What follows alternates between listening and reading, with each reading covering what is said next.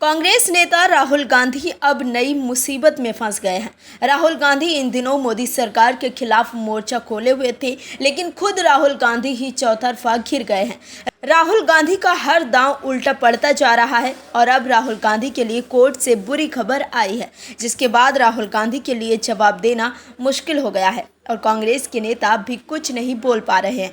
कांग्रेस के नेताओं को समझ ही नहीं आ रहा है कि राहुल गांधी को कैसे बचाएं। कांग्रेस ने सपने में भी नहीं सोचा था कि राहुल गांधी इस तरह से फंस जाएंगे और उनके खिलाफ सबूत बीजेपी नेता के हाथ लग जाएंगे, जिसके बाद कोर्ट से राहुल गांधी के लिए ऐसी बुरी खबर आ जाएगी। दर्शकों, राहुल गांधी की मानसिकता अब चंद दिनों की ही मेहमान बची है। जल्द ही राहुल गांधी राजनीतिक वनवास पर जा सकते हैं, ऐसा आरोप बीजेपी के नेता लगा रहे हैं।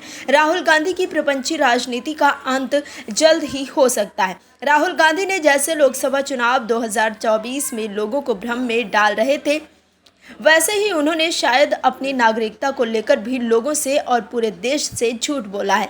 ये कहना बीजेपी के नेता का है। दोस्तों, हाई कोर्ट में राहुल गांधी की नागरिकता को लेकर अब सुनवाई शुरू हो गई है, जिसके बाद राहुल की मुश्किलें बढ़ सकती हैं। क्या है पूरा मामला, बताते हैं आपको इस रिपोर्ट में। दरअसल बीजेपी नेता सुब्रमण्यम स्वामी राहुल गांधी और सोनिया गांधी के खिलाफ मोर्चा खोले हुए हैं। स्वामी की वजह से ही राहुल गांधी और सोनिया नेशनल हेराल्ड केस में जमानत पर हैं और अब राहुल की नागरिकता को लेकर स्वामी एक्शन में हैं। राहुल गांधी के खिलाफ सबूत लेकर सुब्रमण्यम स्वामी कोर्ट पहुंच गए हैं और अब राहुल गांधी की भारतीय नागरिकता रद्द करने संबंधी मांग वाली बीजेपी नेता सुब्रमण्यम स्वामी की याचिका पर दिल्ली हाई कोर्ट जनहित याचिका की तरह सुनवाई करेगा। दिल्ली हाई कोर्ट ने कहा है कि बीजेपी नेता सुब्रमण्यम स्वामी की याचिका को जनहित याचिका माना जाना चाहिए। बता दें कि स्वामी ने अपनी याचिका में कांग्रेस नेता राहुल गांधी की भारतीय नागरिकता रद्द करने की मांग पर गृह मंत्रालय को निर्णय लेने का निर्देश देने की मांग की है। बीते दिनों सुनवाई की शुरुआत में अदालत ने स्वामी से पूछा कि इस तरह के मामले में उनका कानूनी रूप से स्वीकार्य अधिकार क्या है। न्यायमूर्ति संजीव नरूला ने कहा कि यदि कोई अधिकार है तो इसे केवल जनहित माना जा सकता है, इससे ज़्यादा नहीं। स्वामी, मुझे कानूनी रूप से स्वीकार्य कोई ऐसा अनुमेय अधिकार नहीं मिला है जो इस मामले में लागू होता हो।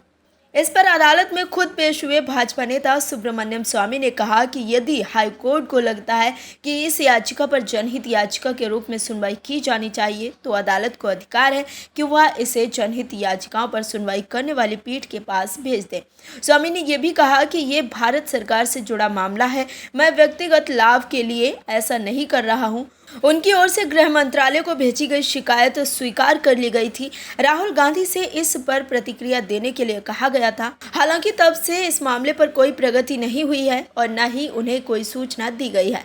अदालत ने कहा कि न्याय को अधिक से अधिक ये लग सकता है कि इसमें जनहित शामिल हो सकता है, जिसको स्वामी वर्तमान याचिका के जरिए उठाना चाहते हैं। उपरोक्त तथ्यों के मद्देनजर मामले को जनहित याचिकाओं की सुनवाई करने वाली पीठ के समक्ष सूचीबद्ध किया जाना चाहिए। स्वामी ने अपनी याचिका में गृह मंत्रालय को ये निर्देश देने की भी मांग की कि वो लोकसभा में नेता प्रतिपक्ष राहुल गांधी के खिलाफ दायर उनके अभ्यावेदन पर स्थिति रिपोर्ट पेश करें। दर्शकों, अगर राहुल गांधी इस मामले में दोषी पाए जाते हैं तो उन्हें इज्जत के साथ भारत से बाहर भेज दिया जाएगा।